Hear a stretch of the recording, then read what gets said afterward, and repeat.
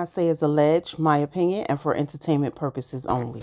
Hey everybody, welcome to this review of season 11, episode 11, Shop Till You Pop. So Jen and Christian meeting with his mother to have lunch, I guess. They having pizza and wine, okay? Jen says she feels lucky to have his mother there because, you know, when she lost her mother, she became very independent. And now this is her family now. His mom was like, it's great to be here with someone who's potentially my daughter-in-law. And she lets Jen know that he has her heart, or she has his heart. And Jen said he has my heart as well. So Christian mother said, your maid is here. What are your plans long term?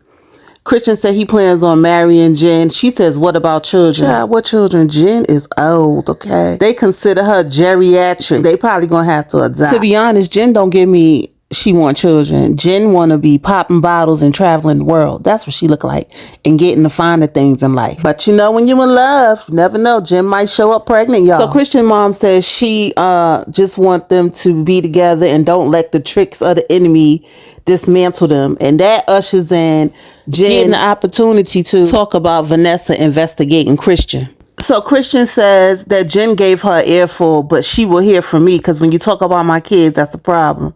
And Jen was like, she calls herself the bill collector. And the mother said, mess around, she gonna be the bone collector. Child. So Evelyn invites the girls to her pop-up shop. She also sends along an outfit for them to wear to the pop-up shop. Oh, so they show Brittany. She talks about how she got Evelyn's invite. And basically, she says she don't want to be around these ladies. Okay. She's basically bowing out of this doggone show.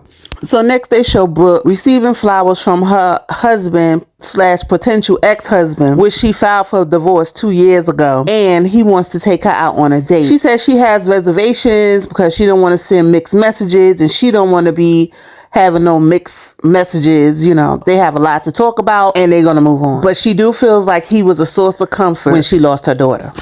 So we got LaVon looking over this space for Evelyn's pop-up shop. Evelyn comes in.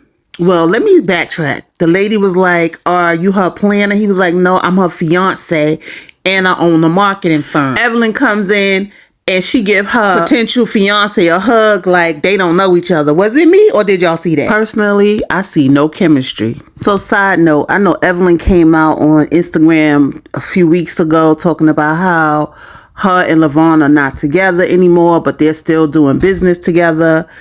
And they're always going to be friends, which is lies. Because once he get his new woman, you ain't going to be a second thought. Okay. But something is up.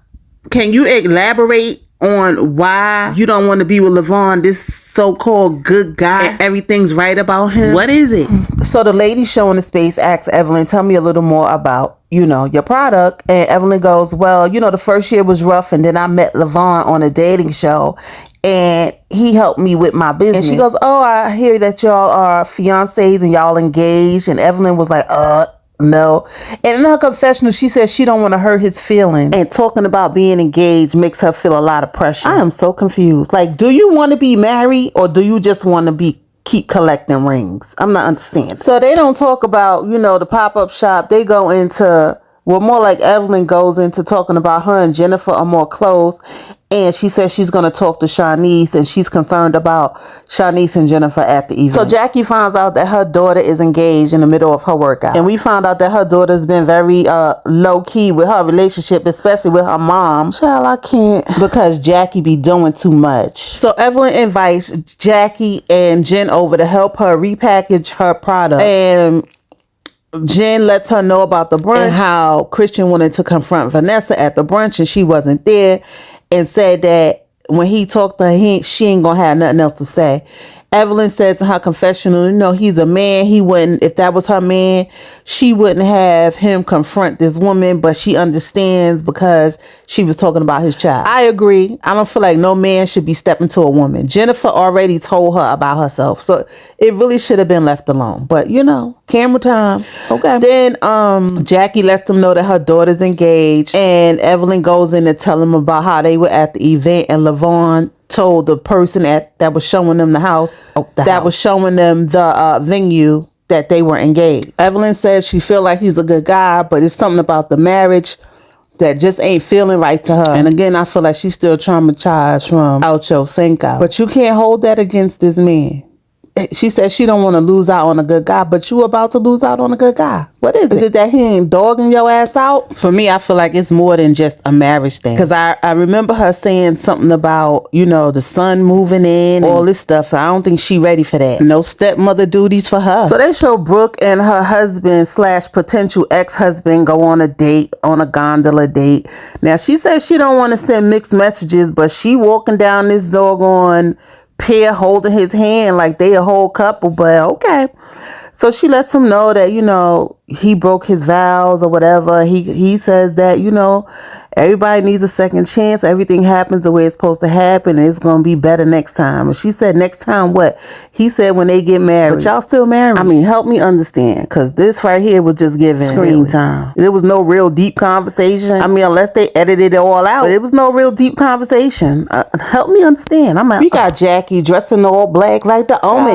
All she wear is black. Like, girl, I want to see your closet. Is it full of black clothes? It's crazy. Wait, I just got to look at all her furniture. All her furniture black too. All right, black must be her favorite color. If it wasn't for the walls being white, child. So she's on the phone with her husband Doug, just to let him know that, you know, their daughter got engaged. She lets us know her daughter is very private, and neither Doug or her has met her fiance. Okay. So Doug was like, you know, what's more important to me is me having a conversation with him, because that's his baby. Okay.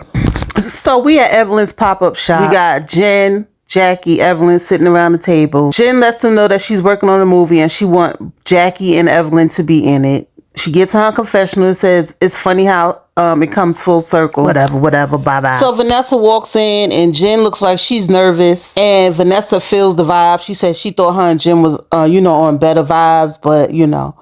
But Jen already knew that this was the setup for her boyfriend Christian to go and talk to Vanessa about her digging into his business. And I feel like this whole pop-up shop was overshadowed by this stupid conversation that this man want to have with this woman about her investigating. Although Jen checked Vanessa already. I feel like he just wanted to tell his story about writing a book, a bestseller book, so people could go by and read the book. I'm not reading it. Did y'all see the camera shot of everybody lurking and looking at this scene that Jennifer, her man, and Vanessa is shooting? I feel like Vanessa handled herself very well in this situation. Christian said he has no ill will and they move on, but Jen gets into her confessionals and say, you call yourself a bill collector, but keep us out of your effery. Girl, shut up. You done made a whole storyline of what Vanessa did. Because other than that, what's your storyline? So Evelyn gets up and thank everyone for coming to her event. And then Levon gets on the mic and he presents her with, you know, these beautiful roses and 2 bottles of champagne. It was given ungrateful. And she just says thank you and make this funny little face.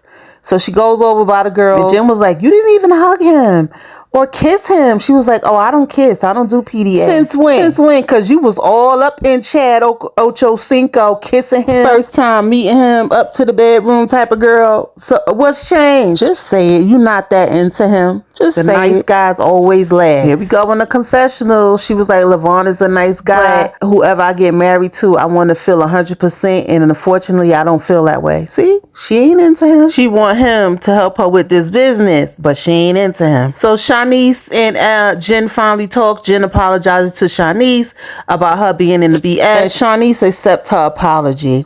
Jen gets in her confessional and says she just want to move forward. Nobody wants to live in the past. Of course not. When you was the one saying the negative stuff, allegedly, and according to Malaysia. Evelyn is happy that, you know, it feels good that Jen knew her daughter since she was 6 and they all getting along now. The Flossie Posse is back together again. That's what it's feeling like. So the last part of this episode consists of Jackie and her daughter coming to town and her wanting to plan her daughter's wedding and her daughter saying, hell no, this ain't this and that ain't that. Then we got Evelyn in the car calling Shawnee on FaceTime to let her know that the SG event went well, but she don't want to marry Levon. She got a nagging feeling. Okay. And then the very last scene of this episode was Jacille meeting with Brittany, and Brittany feeling like she don't fit into this group. She feels like the ladies don't give, you know, them an opportunity to express themselves. Brittany feels like she expressed it to Jacille before, but Jacille wants to be liked by everybody, and that's just not her. But I think that's unfair for you to put Jacille in that bucket. Only because she's new. She feeling everybody out. And because there was a few altercations doesn't mean that you can't get to know the other ladies. I feel like you bowing out too early, Brittany, but you got to do what you got to do for your energy and your peace. Anyway, that was the end of the episode. Like, comment, and subscribe. Hit that notification bell so you know when the next video comes out. And I'll see you guys in the next video. Peace.